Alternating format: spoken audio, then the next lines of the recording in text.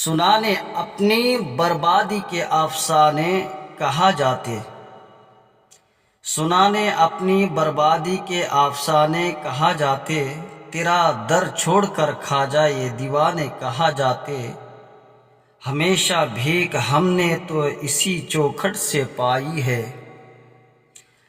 ہمیشہ بھیک ہم نے تو اسی چوکھٹ سے پائی ہے، ہم اپنا دامن امید پھیلانے کہا جاتے، تمہارے سر پہ خواجہ تاج ہے مشکل کشائی کا، تمہارے سر پہ خواجہ تاج ہے مشکل کشائی کا، ہم اپنی الجھنے اوروں میں سلجھانے کہا جاتے، جبینوں پر نہ ہوتا نقش گر اس آستانے کا، جبینوں پر نہ ہوتا نقش گر اس آستانے کا، غلامان معین محشر میں پہچانے کہا جاتے، در خواجہ پہ بگڑی قسمتیں بنتی ہے اے عرشی، در خواجہ پہ بگڑی قسمتیں بنتی ہے اے عرشی، ہم اپنے لوہے پیشانی بدلوانے کہا جاتے۔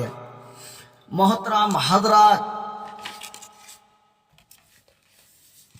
یہ ماہ مکرم رجب المرجب شریف کا بیان ہے، اور اس کی 6 تاریخ کو خواجگان قبلہ چشتیہ مرکز عاشقہ مطلع سالقہ مقطع عارفہ ہند ولی سرتاج ولایت عطائے میر حجاز سراپا سوچ و گداز، سراپا سوچ و گداز خواجہ غریب نواز معین الدین حسن چشتی اجمیری رحمت اللہ علیہ کا عرس سراپا قدس ہوتا ہے۔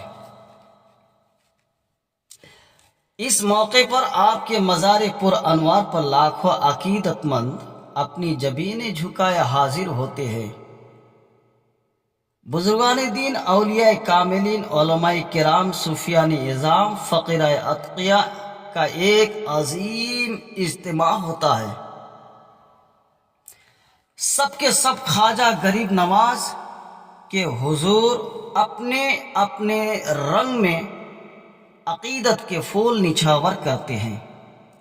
خواجہ غریب نواز کی چوکھٹ پر کوئی یاد خدا میں مصروف ہے اور کوئی ذکر مصطفیٰ صلی اللہ علیہ وسلم میں مشغول، کوئی شوق و ذوق سے کتاب اللہ کی تلاوت میں موم ہے، کوئی عالم وجد و کیف میں پروانہ وار جھوم رہا ہے، کوئی مستانہ وار عشق و مستی میں گم ہے، کوئی ذکر و فکر میں مست ہے، کوئی سوچ و گداز سے سراشار ہے، رحمت خداوندی کی برسات ہو رہی ہے۔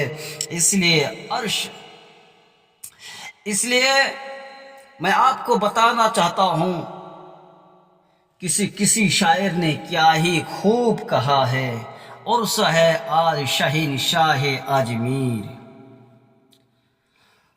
عرس ہے آج شہنشاہ اجمیر، دا مست ساری دی ساری فضا ہو گئی، دلہا بنیا اے حیدر دا لخت جگر ہر کلی کھل کے نغمہ سرا ہو گئی۔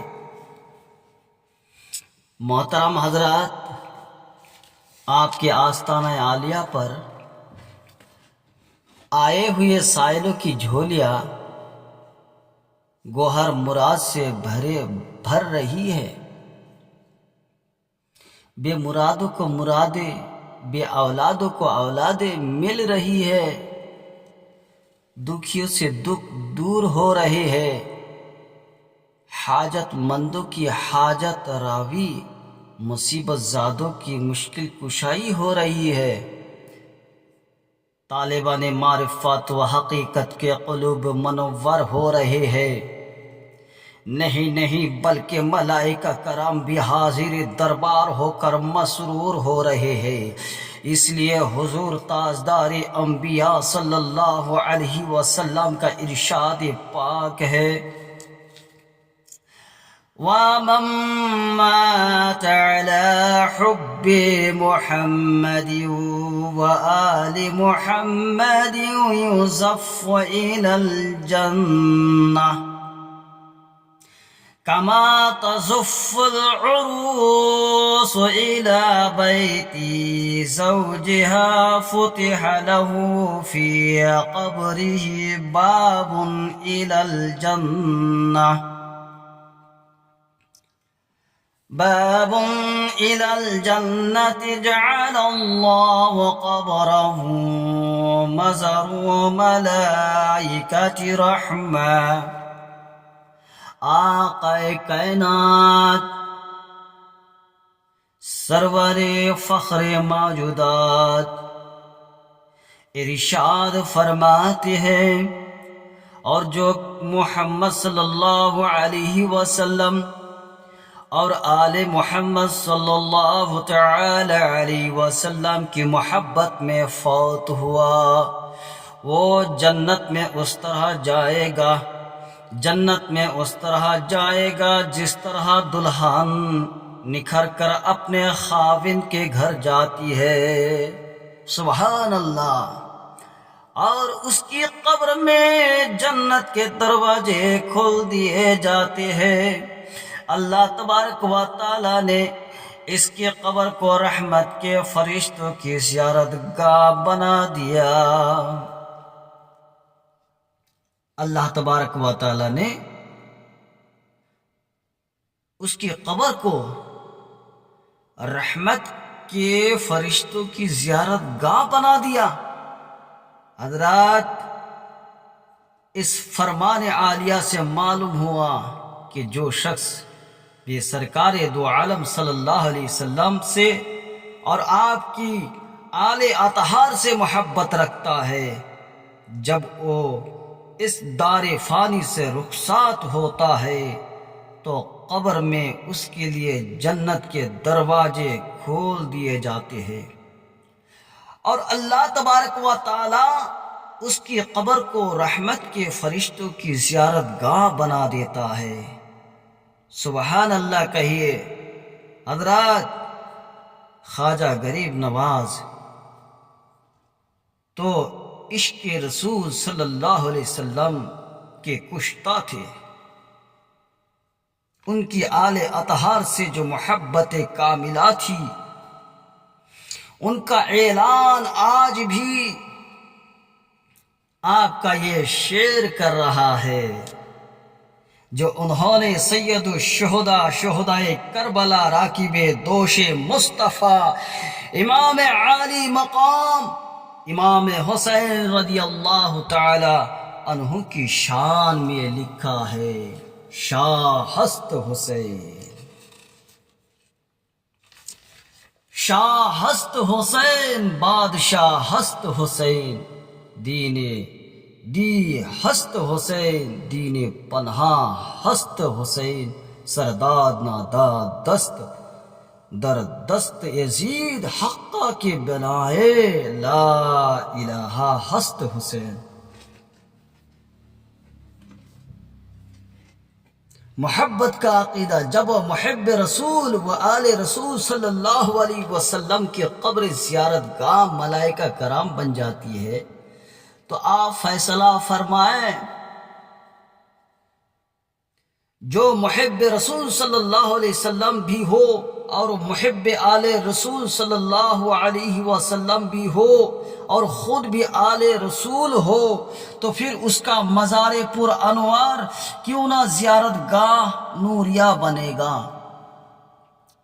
اور پھر جہاں ذکر خدا، ذکر مصطفیٰ ہو رہا ہو، جہاں رحمت کے فرشتے جلوہ گر ہو، تو پھر وہ مقام جنت نہیں تو اور کیا ہے۔ اللہ تبارک و تعالی انہیں پاکیزہ لوگوں کی زندگی کے بارے میں ارشاد فرمایا، من عمل صالحا من ذکر او انثى من ذکر او انثى وهو مؤمن فلنحيينه حياة طيبة، اور جو عمل کرے اچھے مرد ہو یا عورت اور ہو وہ مومن تو ہم اسے اچھی زندگی جلائیں گے۔ اس آیات مقدسہ میں اللہ تبارک و تعالی نے ارشاد فرمایا کہ تم میں سے جو بھی اچھا عمل کرے گا ہم اسے حیات طیبہ عطا فرما دیں گے، مگر اچھا عمل قبول اس کا کیا جائے گا جس کا دل نور ایمان سے منور ہوگا، جس کا دل محبت رسول سے لبریز ہوگا۔ بغیر ایمان کے چاہے کوئی کتنی ہی عبادت و ریاضت کرے، تقوی پرہیزگاری اختیار کرے، صدقات و خیرات ادا کرے، اس کی تمام عبادتیں ریاضتیں بیکار، اس کے صدقات و خیرات نامقبول بے سود ہے۔ میرے بھائیوں، قرآن کریم میں اللہ تبارک و تعالی نے کئی مقامات پر اعمال صالحہ کے اجر و ثواب کا ذکر فرمایا ہے۔ ارشاد خداوندی ہے وَبَشِّرِ الَّذِينَ آمَنُوا وَعَمِلُوا الصَّالِحَاتِ أَنَّ لَهُمْ جَنَّاتٍ تَجْرِي مِن تَحْتِهَا الْأَنْهَارُ، اور جو خوشخبری سنا دو ان لوگوں کو جو ایمان لائے اچھے عمل کیے کہ ان کے لیے جنتیں جن کے نیچے نہریں جاری ہے۔ وعد اللہ الذین آمنوا وعملوا الصالحات منهم مغفرۃ واجرا عظیما، اور اللہ تبارک و تعالی نے ان لوگوں کے ساتھ جو ایمان لائے اچھے عمل کیے مغفرت اور اجر عظیم کا وعدہ کر رکھا ہے۔ والعصر ان الانسان لفی خسر الا الذین آمنوا وعملوا الصالحات وتواصوا بالحق وتواصوا بالصبر، اور قسم ہے زمانے کی بے شک انسان خسارے میں ہے مگر وہ لوگ جو ایمان لائے اور عمل نیک کیے، ایک دوسرے کو نصیحت کرتے ہیں حق کی اور نصیحت کرتے ہیں صبر کی۔ میرے بھائیوں، آپ کو سمجھ میں آ گیا ہوگا کہ ان آیات مقدسہ میں اللہ تبارک و تعالی نے نیک عمل کرنے والے کو جنت کی خوشخبری دی، ان سے وعدہ اجر و مغفرت فرمایا، انہیں جہاں میں کامیابی کا مژدہ سنایا۔ مگر دیکھیے عمل صالحہ کے ذکر سے ایمان کے ذکر کو مقدم بیان کر کے بتایا کہ عبادت و ریاضت ان کی قبول ہوگی جو صاحب ایمان ہوں گے۔ میں عرض کر رہا تھا کہ اللہ تبارک و تعالیٰ کا ارشاد پاک ہے جو نیک عمل کرے گا ہم اسے حیات طیبہ اچھی زندگی عطا فرمائیں گے۔ آئیے تفاسیر کا مطالعہ کریں، دیکھے حیات طیبہ کسے کہتے ہیں۔ صاحب تفسیر فتح القدیر حیات طیبہ کے تحت حضرت امام جعفر صادق رضی اللہ تعالی عنہ کا قول نقل فرماتے ہیں، ہی المعرفۃ باللہ، حیات طیبہ وہ اللہ تبارک و تعالی کی معرفت ہو۔ صاحب تفسیر ابن جریر حضرت ضحاک رضی اللہ تعالی عنہ کا قول نقل فرماتے ہیں، یاکل حلالا ویلبس حلالا، جس کو حیات طیبہ عطا ہو جاتی ہے تو وہ پھر وہ کھاتا حلال ہے اور پہنتا حلال ہے۔ صاحب تفسیر خازن حضرت مجاہد رضی اللہ تعالی عنہ کا قول نقل فرماتے ہیں، فَلَنُحْيِيَنَّهُ حَيَاةً طَيِّبَةً هِيَ الْجَنَّةُ، حیات طیبہ جنت کی زندگی ہے۔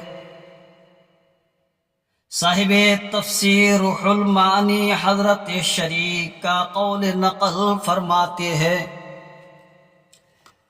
وقال شریک ہی حیات فی البرزخ فقد جاء القبر روضۃ من ریاض الجنہ۔ اور حضرت شریک نے فرمایا حیات طیبہ وہ برزخ کی حیاتی کے تحقیق آیا ہے، قبر جنت کے باغوں میں سے ایک باغ ہے۔ قبر جنت کے باغوں میں سے ایک باغ ہے۔ محترم حضرات، ان مفسرین رحمہم اللہ تعالی علیہم اجمعین کے اقوال سے معلوم ہوا جو مومن لوگ عمل صالحہ کرتے ہیں انہیں حیات طیبہ حاصل ہو جاتی ہے، یعنی دنیا میں انہیں اللہ تبارک و تعالیٰ کی معرفت حاصل ہو جاتی ہے، وہ عارف باللہ بن جاتے ہیں، پھر ان کا کھانا پینا پہننا حلال ہو جاتا ہے۔ جب اس دار فانی سے رخصت ہوتے ہیں تو ان کی قبر جنت کے باغوں میں سے ایک باغ بن جاتی ہے۔ حضرات، یہی وجہ ہے کہ صالحین کی قبر رحمت کے فرشتوں کی زیارت گاہ بن جاتی ہے، اور اہل ایمان اولیاء کرام کے مزارت کی حاضری دیتے ہیں، اور پھر جب ان کے وصال کا دن آتا ہے تو اس دن عرس مناتے ہیں۔ عرس کے معنی ہے شادی، مقبول بارگاہ کے وصال کا وقت اس شادی کا وقت ہوتا ہے۔ اس لیے جب انسان مر جاتا ہے تو قبر میں حساب و کتاب کے بعد حضور آقا کائنات شفیع المذنبین رحمت للعالمین کی زیارت نصیب ہوتی ہے، اور عاشق صادق کے لیے، محب رسول کے لیے اس سے بڑھ کر خوشی کا وقت کون سا ہو سکتا ہے؟ شاعر کہتا ہے، وہ تنگی اور تاریکی لحد کی یہ سن کر میرے دل کی حالت بڑی تھی،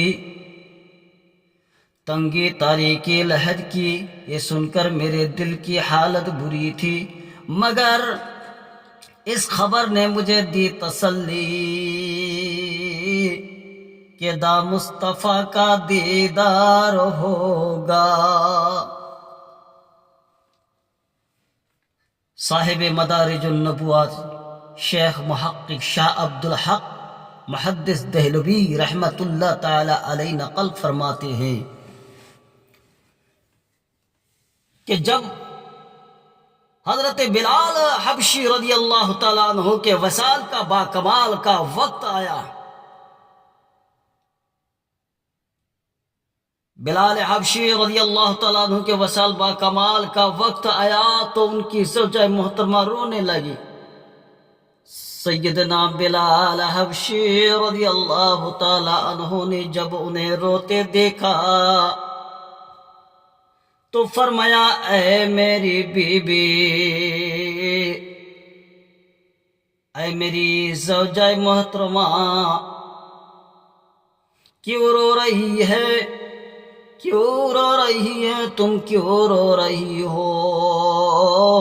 کتنی خوشی اور مسرت کا وقت ہے کہ کل صبح میں اپنے آقا مولا سید المرسلین صلی اللہ علیہ وسلم اور ان کے اصحاب و احباب سے ملاقات کروں گا۔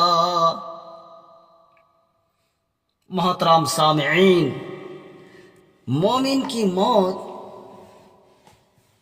وصال کا یار ہے،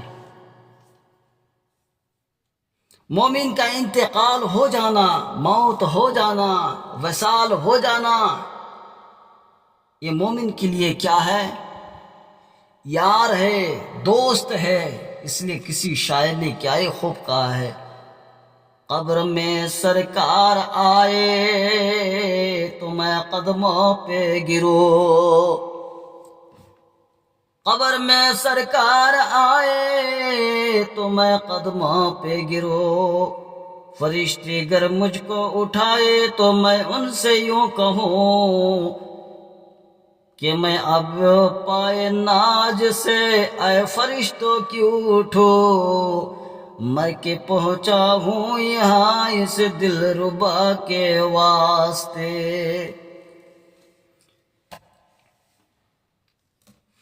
محترم حضرات، قبر میں مومن کو دیدار رسول نصیب ہوتا ہے، اس لیے ہم صالحین کے وفات کے دن عرس کرتے ہیں۔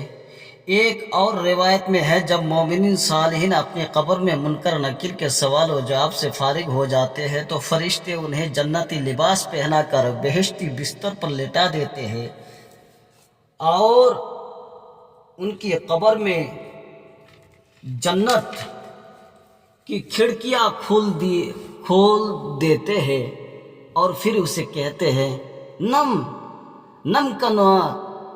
کنومت العروس، نم کنومت العروس، سو جاؤ دلہن کی طرح۔ محترم حضرات، اللہ والوں کا یوم وصال ان کے دلہا بننے کا دن ہوتا ہے، اس لیے ہم اس دن عرس مناتے ہیں۔ بعض لوگ اولیاء اللہ کے مزارت پر عرس کرتے ہیں، عرس کرنے کو بدعات کہتے ہیں۔ کئی تو اس حد تک پہنچتے ہیں کہ عرس حرام ہے، حالانکہ مومنین کے قبور کی زیارت کرنا سنت حبیب خدا ہے، سنت صحابہ کرام اولیاء اعظام ہے۔ باقی رہا سال کے بعد مقررہ دن مقربین کے عرس پر حاضر ہونا، یہ بھی تو سنت مصطفیٰ ہے۔ صاحب تفسیر کبیر امام فخر الدین رازی رحمت اللہ تعالی علیہ حدیث پاک میں نقل کرتے ہیں کہ الرسول اللہ صلی اللہ علیہ وسلم انہ کان یأتی قبول الشہداء وراس کل حول فیقول سلام علیکم بما صبرتم فنعم عقبی الدار وخلفاء اربعہ۔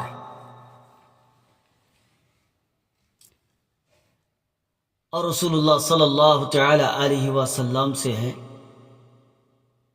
کہ آپ ہر سال کے شروع میں شہداء کی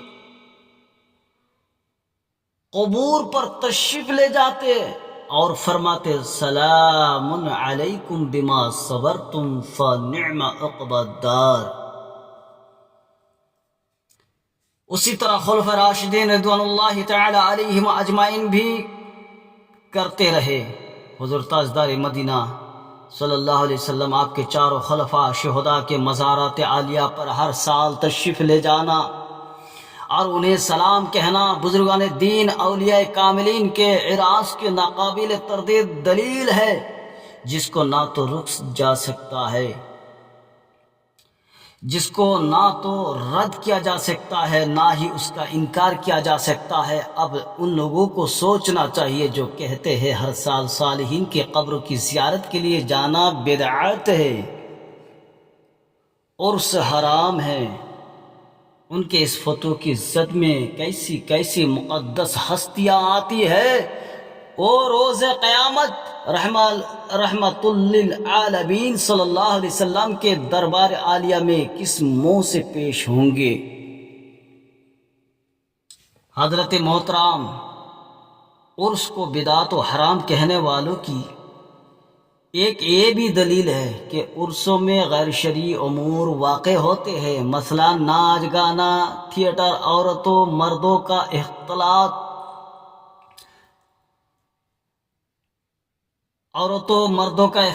بلا شک شبہ ناچ گانا، تھیٹر، عورتوں مردوں کا اختلاط ناجائز ہے۔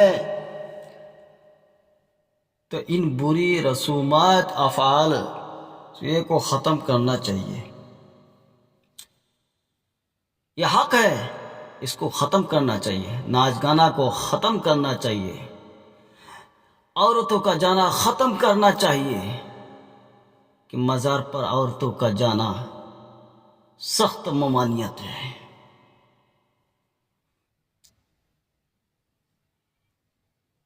نہ کہ برے کام کی آڑ لے کر ایک جائز اور مستحسن کام کو حرام کہہ دیا جائے، یہ کہاں کا انصاف ہے؟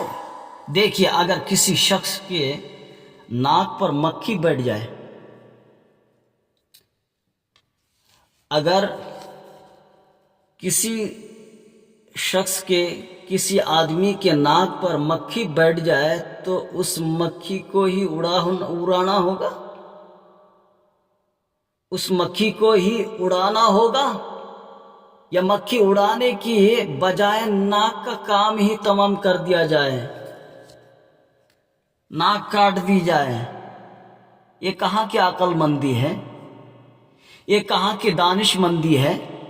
ایسے ہی اگر مسجد اللہ کا گھر ہے، پاک جگہ ہے، مسجد میں نمازیں ہوتی ہے، جماعتیں ہوتی ہے، پاک رکھی جاتی ہے، ایسے ہی اگر مسجد میں کتا داخل ہو جائے، اللہ کرے ایسا نہ ہو، اگر مسجد میں کتا داخل ہو جائے تو کتا نکالا جائے گا، نہ کہ مسجد کو گرایا جائے۔ اسی طرح اگر عرسوں میں غیر شرعی امور واقع ہوتے ہیں تو ان کو ختم کرنا چاہیے، اور مل کے سماج میں، مسلمانوں میں مل کے یہ کام کرنا چاہیے۔ یہ ناچ گانا بند کرو، بجنا، قوالی، ڈھول تاشے، یہ سب بند کرو، سب مل کے کیجیے۔ اہل سنت والجماعت بھی اس کے خلاف ہے۔ عرس ہے آج شہنشاہ اجمیر دا، مست ساری دی ساری فضا ہو گئی دلہا، بنیا اے حیدر دا لخت جگر، ہر کلی کھل کے نغمہ سرا ہو گئی۔ محترام، اس خواجہ گان کا عرس مقدس ہے جس کی نگاہ فائز نے لاکھوں ہندوؤں کو دولت ایمان سے مشرف فرمایا۔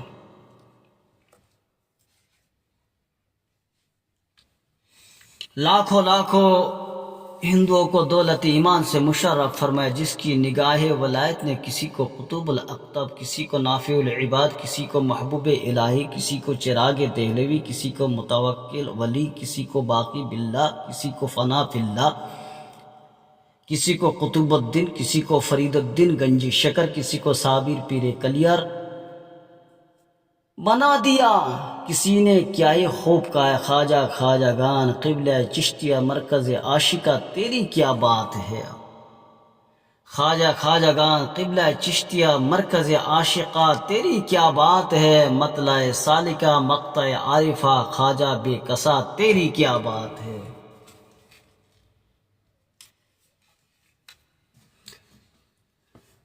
محترم حضرات،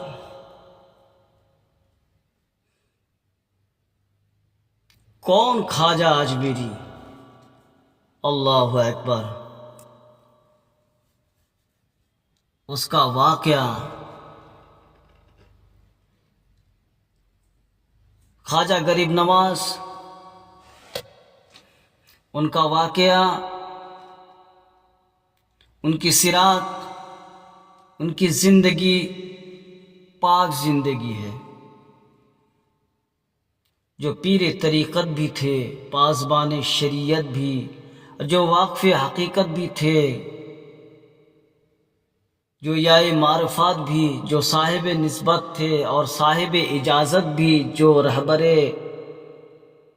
غم گشتگان راہ بھی تھے، شبستان ہدایت بھی، جو آل رسول بھی تھے اور بدر ولایت بھی۔ خواجہ گان تیری کیا بات ہے، کون خواجہ اجمیری؟ جس کی زندگی سادہ تھی، لباس پیوندار تھا، خوراک سوکھی روٹی تھی، رہنے کے لیے ایک جھوپڑی تھی، مگر بڑے بڑے اولوالعزم شاہان زمانہ آپ کے آستانہ پر حاضر ہو کر آپ کے قدم بوسی کو اپنے لیے سب سے بڑا اعجاز تصور کرتے تھے۔ کبھی شہاب الدین غوری آپ کے قدم بوسی کے لیے آیا، کبھی شمس الدین التمش نے آپ کے سامنے سر ارادت جھکایا۔ یہ سلسلہ صرف ظاہری حیات میں ہی نہیں بلکہ بعد میں بھی جاری رہا۔ کبھی سلطان محمد خلجی آپ کے روضہ اقدس پر حاضر ہو کر فتح کی دعا مانگتا ہے تو فتح یاب ہوتا ہے۔ کبھی اکبر بادشاہ آپ کی درگاہ اقدس میں اولاد کی درخواست پیش کرتا ہے تو بامراد لوٹتا ہے۔ کبھی جہانگیر اپنی شفایابی پر سر دربار آپ کا حلقہ باغوش غلام ہو جاتا ہے۔ اولیاء کرام آپ کے در خاک کو چوم کر اپنے قلب روح کو مجلہ کر کے عروج پاتے ہیں۔ آج بھی آپ کی شان غریب نوازی کار فرما ہے۔ آپ کا پیغام محبت آپ تک فضائے عام میں گونج رہا ہے۔ آپ کی محبت پھولوں کی خوشبو کی طرح پھیلی ہوئی ہے۔ صاحب دل اہل نظر آپ کے حسین باطن اور عشق حقیقی کے تصرفات سے آج بھی فیض یاب ہو رہے ہیں۔ آپ کے نور ولایت کا آفتاب آج بھی قلبی نور، آج بھی ضیاء بخش عالم ہے۔ آپ کی آنکھوں سے نکلے ہوئے آنسو آج تک آب حیات ہے، باران رحمت کی طرح فیض رسا ہے۔ کون خواجہ خواجگان، کون خواجہ خواجگان آج میری جو روحانی خزاں کے حامل ہونے کے ساتھ ساتھ اخلاق حسنہ کا پیکر تھے، ان کی محبت بھرے لافانی پیغام نے ہزاروں پروانوں کو پیکر اخلاق مجسم روحانیت سراپا محبت بنا دیا۔ جو آپ سے ایک مرتبہ مل لیتا وہ آپ کا گرویدہ بن جاتا ہے، آپ کا دم بھرنے لگتا، آپ کی پرخلوص ہدایت دل نشیں ہو جاتی، آپ کے دل سے خدا کی یاد تازہ ہو جاتی ہے۔ وہ اہل صفا بھی تھے، ولی خدا بھی، ان کی حیات طیبہ نکات طریقت کا خزینہ بھی تھے، حقیقت معرفت کا آئینہ بھی، وصول الی اللہ کا زینہ بھی، وہ عالم بعمل بھی تھے اور صاحب جود و کرم بھی۔ عید کا دن تھا، ہر طرف خوشیوں کا دورہ تھا، مسرت کی چہل پہل تھی، آبادی کی ہر جانب سے فرزندان توحید کا ٹھاٹھے مارتا سمندر بارگاہ خداوندی میں سر جھکانے کے لیے جا رہا تھا۔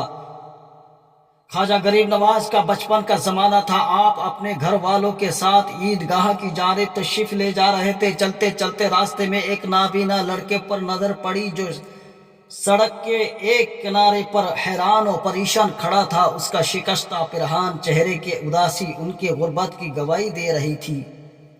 خواجہ غریب نواز نے جب اس شکستہ حال فقیر بے نوا کو دیکھا تو دل بھر آیا، آنکھیں پرنم ہو گئی۔ آپ اس کے پاس گئے، اپنا لباس فاخرانہ اتار کر اسے پہنا دیا، پھر عیدگاہ ساتھ لے گئے۔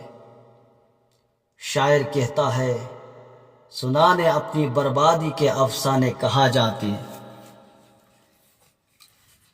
سنانے اپنی بربادی کے افسانے کہا جاتے، تیرا در چھوڑ کر خواجہ یہ دیوانے کہا جاتے۔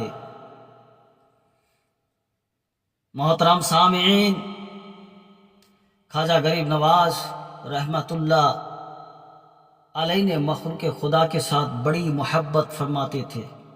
آپ کے جود و کرم کا یہ عالم تھا۔ آپ کے آستانہ عالیہ پر آیا ہوا سوالی کبھی خالی نہیں لوٹتا تھا۔ اسی جذبہ خدمت خلق نے، مرشد کامل کی نگاہ نے آپ کو عالی مرتبہ بنا دیا تھا۔ آپ بچپن ہی سے خدا تراس اور درویش و فقیروں کی خدمت گار تھے۔ آپ کے والد گرامی کا وصال ہو چکا تھا۔ آپ کو ترکے میں ایک پن چکی اور باغ حصہ میں آیا تھا، یعنی آپ کے حصے میں جو آیا تھا وہ پنچکی اور ایک باغ۔ مرد حق سے ملاقات۔ ایک دن اس باغ میں آپ پودوں کو پانی دے رہے تھے کہ ایک مرد حق آپ کے باغ میں تشریف فرما ہوئے اور بزرگ ابراہیم قندوزی کے نام سے مشہور تھے۔ آپ نے ان کو بڑی تعظیم و تکریم سے خوش آمدید کہا اور ایک سایہ دار درخت کے نیچے انہیں بیٹھایا، پھر انگوروں کے خوشہ سے ان کی توجہ کی۔ آپ کے حسن سلوک سے وہ مرد حق بہت خوش ہوئے، پھر اپنی تھیلی میں سے ایک روٹی کا خشک ٹکڑا نکالا اور دانتوں سے چبا کر خواجہ غریب نواز کو عطا کر دیا۔ جو ہی آپ نے وہ روٹی کا ٹکڑا تناول فرمایا، کھاتے ہی دل کی دنیا بدل گئی، سینہ انوار الہی سے معمور ہو گیا، طبیعت الہی کی دنیا سے متنفر ہو گئی، رگ رگ میں عشق الہی کا دریا مجزان ہو گیا۔ ابراہیم قندوزی چلے گئے۔ اس کے بعد آپ نے باغ اور پنچکی کو فروخت کر کے سارے کا سارا مال غربا میں تقسیم فرما دیا۔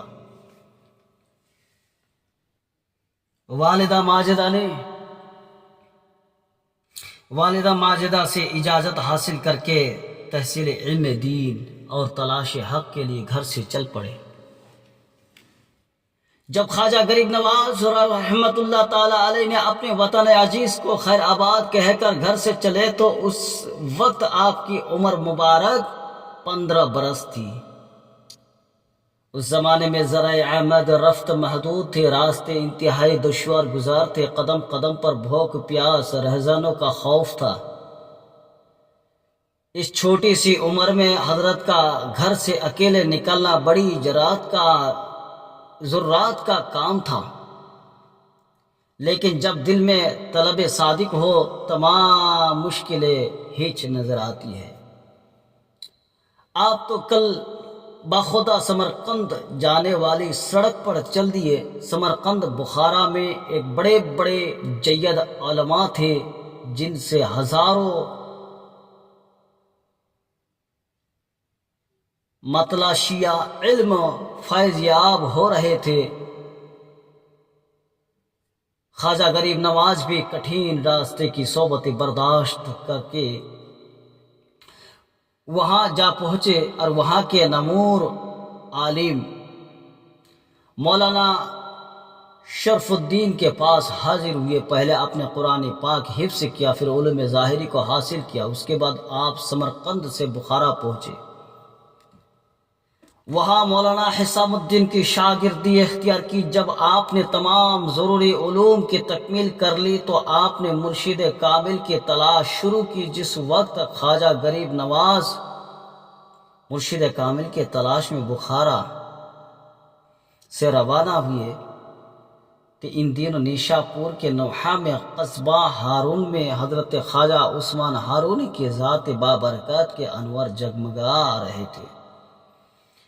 خواجہ عثمان ہارونی کے کمالت کی شہرت ایک عالم میں پھیلی ہوئی تھی۔ خواجہ غریب نواز نے جب یہ شہرت سنی تو سیدھے ان کے پاس پہنچ گئے۔ جب آپ نے خواجہ عثمان ہارونی کی زیارت کی تو آپ کے دل نے یہ گواہی دی کہ یہی ہستی پاک ہے جن سے گوہر برادہ حاصل ہو جائے گا، یہی وہ چشمہ فیض ہے جس سے میری روحانی پیاس بجھ جائے گی۔ سرکار غریب نواز بیعت ہونے کے واقعے خود ہی بیان فرماتے ہیں۔ یہ فقیر بغداد میں خواجہ جنید بغدادی رحمت اللہ علیہ کی مسجد میں حضرت شیخ عثمان ہارونی کی خدمت میں حاضر ہوا۔ اس وقت کی مجلس میں بہت سے درویش حاضر تھے۔ فقیر نے جو ہی بیعت کا ارادہ کیا تو حضرت نے فرمایا وضو کرو اور 2 رکعت نماز ادا کرو۔ فقیر نے حکم کی تعمیل کی، پھر فرمایا قبلہ روح ہو کر سورہ بقرہ شریف پڑھو۔ اس سے فارغ ہو تو ارشاد ہوا 21 مرتبہ درود شریف پڑھو۔ فقیر نے تعمیل کی تو حضرت نے آسمان کی طرف نگاہ کی اور فقیر کا ہاتھ پکڑ کر فرمایا، اس کے بعد کلائے چار ترکی فقیر کے سر پر رکھی، پھر اپنا گلی میں خاص مرحمت فرمایا اور حکم فرمایا، 1000 بار سورہ اخلاص پڑھ کر عاجز نے حکم کی تعمیل کی، خواجہ غریب نواز نے حکم کی تعمیل کی۔ پھر فرمایا، جاؤ آج کا دن اور رات مجاہدہ کرو۔ فقیر نے دن رات یاد الہی میں بسر کی، پھر حاضر ہوا تو فرمایا، بیٹھ جاؤ۔ فرمایا، بتاؤ کہاں تک دیکھ سکتے ہو؟ آپ نے اوپر نظر اٹھائی تو عرش معلی تک نگاہ پہنچ گئی۔ پھر حضرت نے فرمایا، نیچے دیکھو کہاں تک نگاہ پہنچتی ہے؟ تو آپ نے نیچے دیکھا تو تحت الثری تک نظر پہنچ گئی۔ پھر فرمایا، 1000 مرتبہ سورہ اخلاص پڑھو۔ فقیر جب پڑھ چکا تو فرمایا، اب اوپر کی جانب نظر کرو، بتاؤ کہاں تک نظر جاتی ہے؟ فقیر نے اوپر دیکھا تو عرض کی حجاب عظمت تک سب کچھ عزیز کے سامنے روشن ہے۔ پھر فرمایا، آنکھیں بند کر لو۔ میں نے آنکھیں بند کر لی۔ اس کے بعد فرمایا، آنکھیں کھولو، تو میں نے آنکھیں کھولی تو حضرت نے فرمایا، میری دونوں انگلیوں کے درمیان میں دیکھو، بتاؤ اب کہاں تک نظر آتا ہے؟ فقیر نے عرض کیا، حضور 18,000 عالمین نظر آ رہے ہیں، یعنی 18,000 عالم نظر آ رہے ہیں۔ آپ کے مرشد کامل نے فرمایا، اب تیرا کام مکمل ہو گیا۔ اس روایت سے معلوم ہوا مرشد کامل نے آپ کو اپنے حلقہ ارادت میں لیتے ہوئے تمام منازل طے کروا دیے، مرتبہ کمال تک پہنچا دیا۔ اس کے بعد آپ نے 20 سال مرشد کامل کی خدمت کی، سفر و حضر میں ان کے ساتھ رہے۔ اس خدمت ارادت عقیدت محبت کے سبب آپ اپنے پیر کامل کے ساتھ محبوب بن گئے۔ اس لیے ایک مرتبہ حضرت نے آپ سے فرمایا، معین الدین محبوب خدا است، مرا فخر است بر مریدی او۔ معین الدین خدا کے محبوب ہے اور وہ مجھے ان کی مریدی پر فخر ہے۔ خواجہ غریب نواز نے پیر کامل کے معیت میں عرصہ دراز گزرا۔ جب آپ کے مجاہدات و ریاضت کی تکمیل ہوئی تو آپ اپنے پیر کامل کو ساتھ لے کر حج کرنے کے لیے مکہ شریف روانہ ہوئے۔ قربان جاؤ، قربان جاؤ، قربان جاؤ حضرت خواجہ غریب نواز کی قسمت پر کہ خانہ کعبہ کا طواف کر رہے ہیں، آگے آگے پیر کامل ہے، پیچھے پیچھے مرید صادق۔ طواف سے فارغ ہو کر آپ کے مرشد پاک نے مزاب رحمت کے نیچے کھڑے ہو کر خواجہ غریب نواز کا دست انور پکڑ کر اللہ تبارک و تعالیٰ کی بارگاہ میں عرض کیا، یا اللہ، معین الدین حسن کو اپنی بارگاہ میں قبول فرما لے۔ تو غیب سے آواز آتی ہے، معین الدین دوست است، میں قبول کردم برگزیدم۔ معین الدین ہمارا دوست ہے اور ہم نے اس کو قبول فرمایا اور عزت بخشی۔ حج بیت اللہ کی سعادت حاصل کر لینے کے بعد خواجہ عثمان ہارونی حضرت غریب نواز کے ساتھ لیے مدینہ شریف پہنچ گئے۔ حضور سرور کائنات صلی اللہ علیہ وسلم کے روضہ اقدس کی حاضری دی۔ سلطان دو جہاں کی حاضری کا سماع احاطہ تحریر سے باہر ہے۔ جب گنبد خضرا کی سنہری جالیوں کے پاس پہنچے تو پیر و مرشد نے فرمایا، اے معین الدین محبوب کبریا علیہ تحیت و ثنا کی بارگاہ اقدس میں سلام عرض کروں۔ آپ نے بڑے محبت کے ساتھ، آپ نے ادب احترام سے سرکار والا شان حضور رحمت للعالمین صلی اللہ علیہ وسلم کے حضور سلام کا نذرانہ پیش کیا۔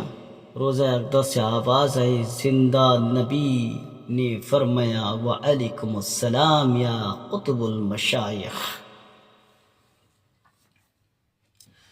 خواجہ غریب نواز نے بارگاہ رسالت میں سلام کا نذرانہ پیش کیا تو سلام کا جواب وعلیکم السلام یا قطب المشائخ یہ سن کر پیر و مرشد نے سجدہ شکریہ ادا کیا اور خواجہ سے فرمایا، اب تو درجہ کمال تک پہنچ گیا ہے۔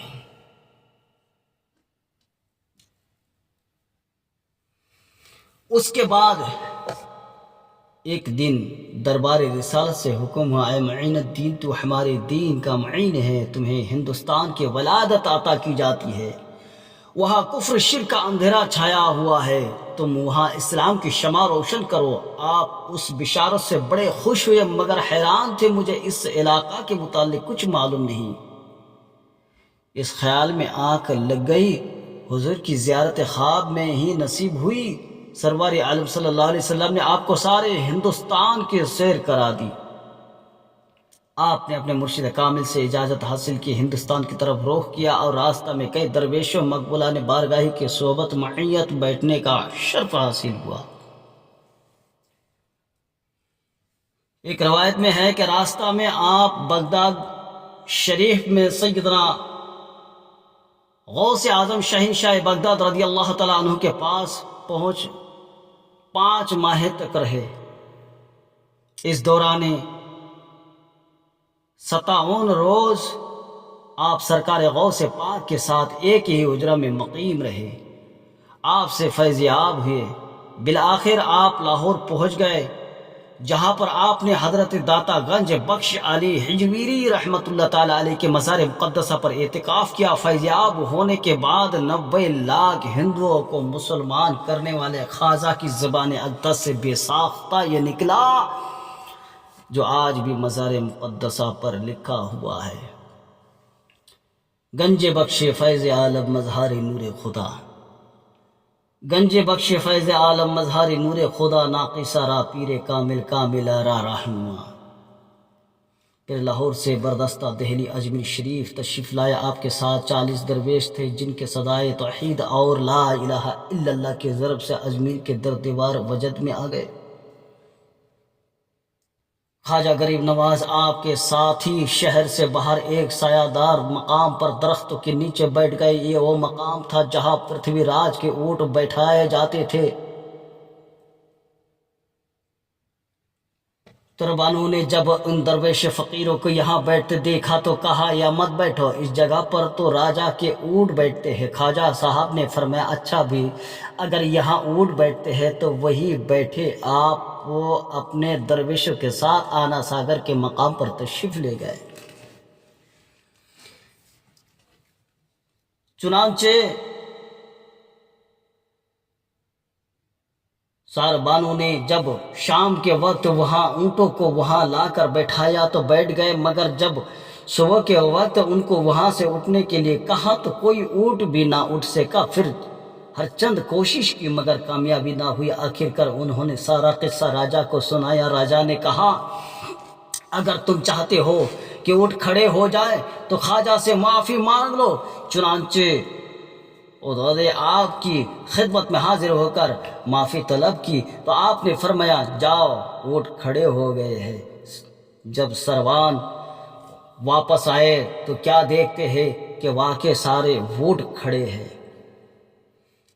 اجمیر شریف میں جب حضرت خواجہ غریب نواز نے آنا ساگر کے کنارے ڈیرا لگایا، آنا ساگر کے اس تالاب کے چاروں طرف ہندوؤں کے بہت سے مندر تھے۔ خواجہ صاحب کے غلاموں اور عقیدت مندوں نے اس کے تالاب میں سے پانی لینا چاہا، ہندوؤں نے انہیں وہاں سے پانی نہ لینے دیا۔ دھکے دے کر گھاٹ سے اتار دیا، دھکے دے کر گھاٹ سے اتار دیا۔ غلاموں نے حضرت خواجہ غریب نواز رحمت اللہ تعالیٰ علیہ کے حضور سارا واقعہ عرض کر دیا۔ آپ نے ایک مرید کو اپنا لوٹا عطا کیا اور فرمایا کہ اس میں آنا ساگر سے پانی بھر لاؤ۔ چنانچہ جب اس مرید نے اس تالاب سے اس میں پانی ڈالا، اس مرید نے اس تالاب سے اس میں پانی ڈالا تو سارا پانی اس مٹی کے لوٹے میں جذب ہو گیا، سارا تالاب خشک ہو گیا۔ بروایت دیگر اجمیر کے تمام کنویں تالاب خشک ہو گئے، شہر میں کوہرام مچ گیا۔ بالآخر شہر کے معززین خواجہ بے کسا کی بارگاہ عالیہ میں حاضر ہوئے، عرض کرنے لگے، اے خواجہ غریب نواز، پانی کے نہ ملنے سے پورے شہر میں مخلوق خدا تڑپ رہی ہے۔ آپ سے عرض ہے کیا آپ کرم فرمائیں، ہمارے غلطی معافی فرمائے اور پانی کو جاری فرما دے۔ آپ نے فرمایا پانی ہم جاری کر دیتے ہیں مگر آج کے بعد ہمارے کسی ساتھی پر کوئی زیادتی نہ کی جائے۔ پھر آپ نے اپنے مرید سے فرمایا جاؤ یہ لوٹا لے جاؤ اور اسی تالاب میں پانی اڈیل آؤ۔ خواجہ غریب نواز، خواجہ گان مالک ہندوستان، خواجہ اجمیر چشتی شنجری رضی اللہ تعالی عنہ، غریب نواز کے تبلیغ سعید کے برکت سے اجمیر شریف میں 400 کی صدائیں بلند ہونے لگی۔ کفر کے کھنڈرات اسلام کے گلشن میں تبدیل ہونا شروع ہو گئے۔ کفر شرک دلالت کے اندھیروں میں اسلام کی شمع روشن ہونے لگی۔ پرتھوی راج جو وہاں کا راجا تھا وہ ان حالت میں بڑا پریشان ہوا۔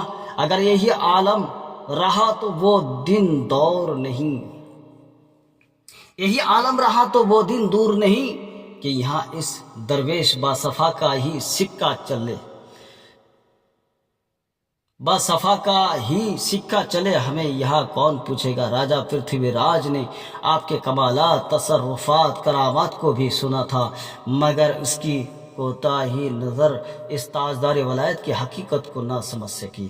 اس نے خیال کیا یہ درویش جادو کے زور سے لوگوں کو اپنے قریب کیے جا رہے ہیں، صنم خانوں سے نکل کر لا الہ الا اللہ کا درس دے رہا ہے۔ اس نے فیصلہ کیا اس درویش کو زیر کرنے کا صرف یہی طریقہ ہو سکتا ہے کہ ملک کے نامور جادوگر جے پال جوگی کو بلایا جائے، وہ اپنے ساحرانہ کمال سے اس درویش کو زیر کر دے۔ چنانچہ پرتھوی راج نے جے پال جوگی کو اپنے دربار میں بلایا اور خواجہ غریب نواز کے حالت سے اسے آگاہ کیا۔ جے پال جوگی نے جب تمام قصہ سنا تو فوراً اپنے سینکڑوں شاگردوں کے ساتھ اجمیر شریف پہنچا۔ جے پال جوگی اپنے ساحرانہ کمالات پر بڑا نازا تھا۔ وہ چند غریب الوطن بظاہر بے سر و سماں ہو جو کہ بابطن سلطانی جہاں تھے، فقیروں کے اپنی نظر میں کیا سمجھ سکتا تھا۔ وہ اپنے تمام شاگردوں کے ساتھ اپنے ساحرانہ طریقہ سے خواجہ غریب نواز کے پاس آیا۔ تمام جادوگر شیروں پر سوار تھے، ہاتھوں میں آگ اگلنے والے سانپ تھے، زمین ان کے اس دہشت خیز جملہ سے لرزا رہی تھی۔ ساری فضا میں ایک ہولناک طوفان پر برپا تھا۔ حضرت خواجہ معین الدین چشتی اجمیری رحمۃ اللہ تعالیٰ علیہ نے جب ان ساحروں کا یہ طوفان بدتمیزی دیکھا تو اپنے رفقا کے گرد ایک دائرہ نہ کھینچ دیا اور آپ کے رفقا ان ساحروں کے شر سے محفوظ معمول رہے۔ اس کے بعد آپ نے ان ساحروں سے فرمایا جاؤ درویشوں کو تنگ نہ کرو، ہمارے سکون میں خلل نہ ڈالو۔ جادوگروں نے یہ سنا شر انگیز میں مصروف ہو گئے۔ آخرکار خواجہ ہند ولی نے ایک مٹھی خاک کی زمین سے اٹھائی اور ان پر پھینک دی۔ ان کا جادو آنان فانان ختم ہو گیا، نہ کوئی شیر رہا اور نہ کوئی سانپ رہا۔ جادوگر حیرت زدہ ہو گئے، انہیں معلوم نہیں تھا کہ جادو اور ہے اور کرامت اور ہے۔ یہ وہ اللہ کے ولی ہے، اولیاء را ہست قدرت از الہ، تیرا جستہ باز گرد نید زیرا۔ جادوگر خواجہ غریب نواز کے سامنے بے بس ہو کر رہ گئے اور آخرکار جے پال جوگی نے اپنی ساحرانہ کمال سے ہوا میں اڑنا شروع کر دیا۔ جے پال جوگی نے اپنے ساحرانہ کمال جادو کے زور سے ہوا میں اڑنا شروع کر دیا۔ خواجہ غریب نواز نے اپنی چپلوں کو کھڑاؤ کو اس کے پیچھے پھینک دیا، جو اوپر جاتے ہی جے پال جوگی کے سر پر برسنا شروع ہو گئی۔ جے پال نیچے آنے پر مجبور ہو گیا اور نیچے اترتے ہی دل کی دنیا بدل گئی۔ خواجہ غریب نواز کی قدم بوسی کی، اپنی غلطی کی معذرت طلب کی اور پھر خواجہ غریب نواز نے اسے گلے لگا لیا، جے پل جوگی مشرف با اسلام ہو گیا، آپ کے دست حق پرست پر بیعت ہو کر حلقہ ارادت میں داخل ہو گیا، پھر ساتھ ہی اس کے سینکڑوں شاگرد و دولت اسلام سے مالا مال ہو گئے۔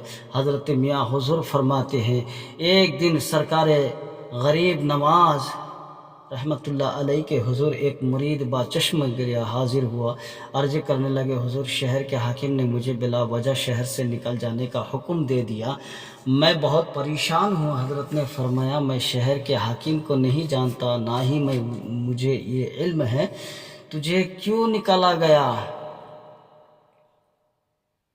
میں تو یہ نہیں جانتا ہوں کہ وہ اب اس دنیا میں نہیں ہے۔ چنانچہ وہ مرید جب واپس اپنے شہر گیا تو شہر سے باہر ہی تھا کہ لوگوں نے بتایا حاکم مر چکا ہے۔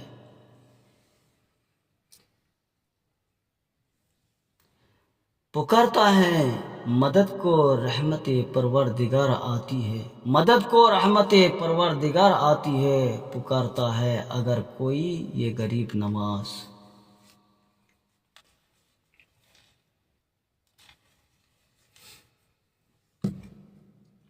اللہ تبارک و تعالیٰ کی بارگاہ اقداس میں دعا ہے کہ وہ ہمیں اللہ والوں کے ساتھ عقیدت و محبت رکھنے کی توفیق عطا فرمائے۔ اللہ تبارک و تعالیٰ کی بارگاہ میں دعا ہے ہمیں کہنے سننے سے زیادہ عمل کرنے کی توفیق عطا فرمائے، ہمارے غلطیوں کو معاف عطا فرمائے۔ لا حول ولا قوت الا باللہ العلی العظیم۔ السلام علیکم ورحمۃ اللہ وبرکاتہ۔